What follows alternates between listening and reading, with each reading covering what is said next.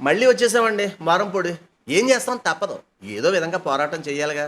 అయితే ఒక ముఖ్య గమనిక ఏంటంటే మారంపూడి ఫ్లైఓవర్ దగ్గర అప్రోచ్ రోడ్ లేదు, లైటింగ్ లేదు అని తెలియజేయడం తప్ప పలానా పార్టీ వారిని గానీ, పలానా అధికారులను గానీ, పలానా నాయకులను గానీ విమర్శించాలనేది మా ఉద్దేశ్యం కాదండి.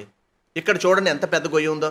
పొరపాటున ఏదైనా అడ్డుగా వచ్చినా లేకపోతే గోతులో పడి పక్కకి వెళ్ళినా డైరెక్ట్‌గా బండి లోపలికి వెళ్ళిపోతుంది. అప్పుడు ఈ ప్రమాదం జరిగితే దీనికి ఎవరిని బాధ్యతను చేయాలి? నాయకులనా? అధికారులనా? ఆదరా బాదరా పనులు ముగించుకుని ఇంటికి వెళ్ళే సమయం చెమ్మ చీకటి. ఓ పక్క డ్రైనేజీ గొయ్యి, ఓ పక్క నుంచి రోడ్డు బాలేదు. పడితే దిక్కు లేదు, అడిగే దిక్కు లేదు. అడిగే దిక్కు కాదు, కనీసం అయ్యో అని ఆగుదామనుంటే భయం. చీకటి కదా.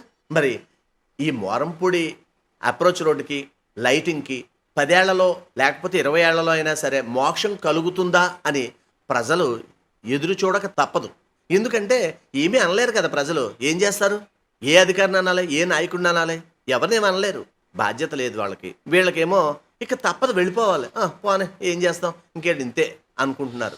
మీ మీదున్న గౌరవం పోగొట్టుకోకుండా ప్రజలకు మంచి చేయాలని నాయకులని, అధికారులని కూడా ప్రజలు కోరుకుంటున్నారు. దయచేసి గమనించండి. ఒక ముఖ్య మనవి, మేం ప్రసారం చేసే నిర్లక్ష్యం కార్యక్రమం ఏ ఒక్కరిని అవమానపరచాలని గాని, తక్కువ చేయాలని గాని మా ఉద్దేశం కాదు. కేవలం రాజమండ్రి నగరం బాగుండాలని మా ఈ నిర్లక్ష్యం కార్యక్రమం ముఖ్య ఉద్దేశం.